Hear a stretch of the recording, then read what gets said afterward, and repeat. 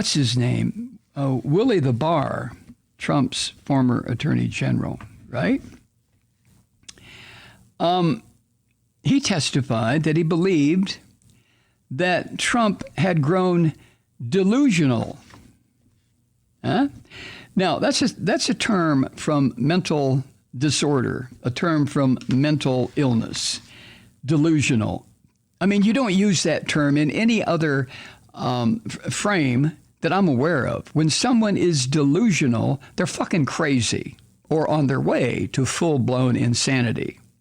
I know it's not politically correct to say crazy, right? Well, sorry. But delusional is a term of psychosis.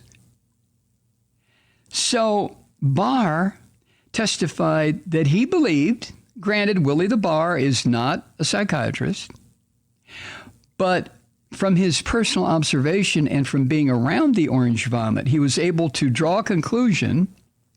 I mean, I could draw a conclusion about somebody being delusional, but Willie the Barr was right there sucking up to Trump for, 2 years? How long was he attorney general? Poor bastard. So he comes up with the word delusional because Trump insisted on pushing the lies that the election was chock-a-block with fraud. Even after he was told repeatedly, the orange vomit, over and over by all sorts of people, that was horseshit. There was no truth to that. Now, that's according to that videotape interview that was played today by the special committee. Willie the Barr said, quote, "He's become detached from reality if he really believes that's this stuff." Detached from reality. Wow. He went on, quote, "There was never an indication of interest in what the actual facts were," end quote. Well, what does that say about the slime balls in the fascist Christian party in the Congress now who will continue to suck up to this delusional, detached from reality son of a bitch Donald Trump, huh?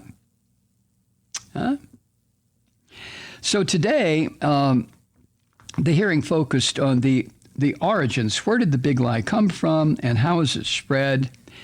And the committee played excerpts from Willie the Barr's testimony, as well as those comments from just a whole bunch of campaign aides and administration officials who told the committee and the American public how Trump's claims, they kept telling Trump that his claims of election fraud were just pure bullshit.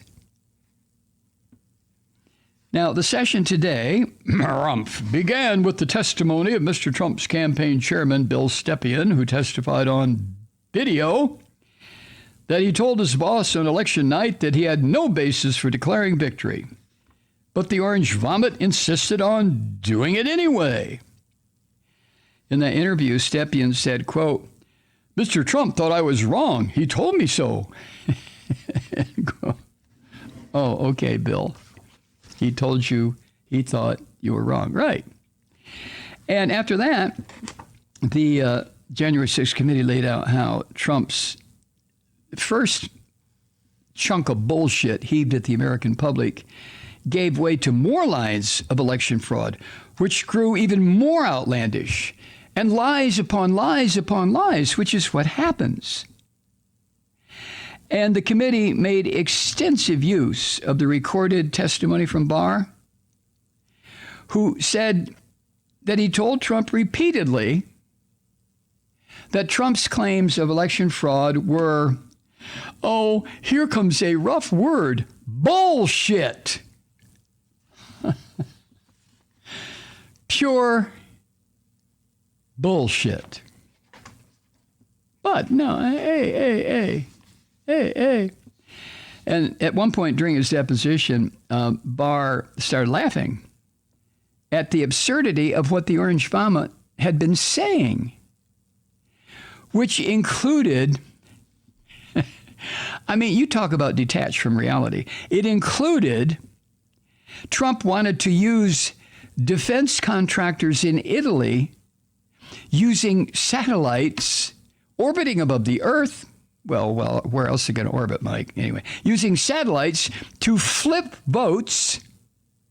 And then there was a scheme orchestrated by the former Venezuelan president, Hugo Chavez, who died in 2013. Detached from reality? Well, I would put that a little bit differently. I would first say fucking crazy, but I would also say that the orange vomit had gotten very familiar to having his head up his own ass and kind of liked it and wanted everybody else to join him there. And then the panel also brought out how there was a so-called power struggle after Trump was beaten among the officials in the Orange Vomit's campaign. And not just his campaign, but also within the White House and the Justice Department. And most of the people involved kept telling this sick fuck that there was no evidence of any widespread fraud. And there were people outside his campaign in the White House and the Justice Department, like Rudy the Bat, who added fire to the fuel, that there was great big irregularities. It was all over the place. Listen, anybody got a drink? Where is it 5 o'clock? Is it 5 o'clock? Where is it? So on election night, rather than listen to what Bill Stepien was saying, Trump chose instead to listen to a drunk Rudy Giuliani and declare victory. That's according to Representative Liz Cheney, the vice chair of the committee. And Bill Stepien said there were essentially two teams advising the Orange Vomit. He called his team Team Normal. Team Normal. And what was the other one? Team Crazy? Team Abnormal? Team Head Up Trump's Ass? Oh my God, this is just, I can't wait for the movie. There's going to have to be two movies, one that is deadly serious and one that is a goddamn comedy. So the committee had asserted that the Orange Vomit used that lie of a stolen election to raise hundreds of millions of dollars, fucking over the donors, completely lying to all these little shit fascist Christians who contributed, thinking that this was going to finance Trump's proof investigation of the steal, the loss of the election. And ultimately, he conned the more rabid little boy types, those dumb fuckers who showed up at the Capitol on January 6th with their sticks and stones and rods and clubs and skirling up the side of the steps and the walls like a bunch of fucking cockroaches. He convinced them to make utter assholes of themselves and to give themselves a criminal record. Way to go. So the committee showed evidence that there was, in fact, no election defense fund that all these dumb fuck fascist Christians were contributing to. No. Despite the fact that the Trump grifters were soliciting millions of dollars in donations to go into a fund that didn't exist. Representative Zoe Lofgren, Democratic chair of California, who was leading the presentation on Monday, she said, quote, "The big lie was also a big ripoff," end quote. Well, hell yes. I mean, when you have people like the fascist Christians who support him so fucking willing to believe this bullshit about a stolen election, why, it's a very tiny baby step from that to parting them with their money. This is what televangelists have known for decades.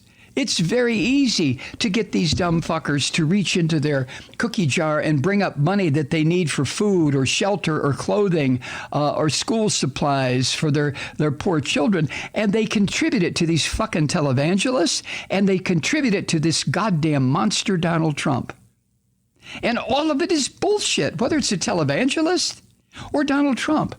But the Trump people knew that their core supporters were the dumb fucks who contribute to televangelists. So how difficult was it to get them to shift some of their money from these fucking televangelists, lying bastards, over to Trump? How difficult was it? Not at all. Not at all. The big lie is also a big ripoff. Yes, it is. That's evidence that Trump's determination to lie and say that he won was interspersed today with testimony from Chris Stirewalt, the former political editor of the Fox Sewer, who appeared in person and described in detail his data-driven analysis that concluded on election night that Trump was the loser. And other witnesses that showed up at today's hearing included B.J. Pack. He's from Atlanta, former U.S. attorney here in Atlanta, who resigned abruptly after refusing to say that widespread voter fraud had been found in Georgia. The U.S. attorney here in Atlanta, Byung-Jae Park, said, no, fuck you, I'm not going to do that. Now, Pack said his office investigated these insane claims about suitcases full of ballots being wheeled in to change the election results. And Pack testified today, quote, the allegations made by Mr. Giuliani, who said that shit, were false, end quote. Well, of course not. Trump and facts? Giuliani and facts? Any of these slimy bastards and facts? They are as divorced as North is from South. Hi, Truth Seekers. Mike Malloy here. As you know, we've switched formats and are now broadcast exclusively on the Progressive Voices Network. So that means you get fewer program interruptions, no corporate commercials, and lots of profanity. But our format change also means some of our radio listeners no longer hear the program. It's been a while since I mentioned our podcasts, so you may have forgotten that there is a way to listen to this program anytime you need a good dose of screaming. Visit MikeMalloy.com and subscribe to our podcast. As a podcast subscriber, you can download the program to your mobile device and take me with you wherever you go. And if you have a friend who needs a dose of truth-seeking, you can give a gift subscription as well. That's MikeMalloy.com, and never miss a minute of the uncensored fun and frivolity.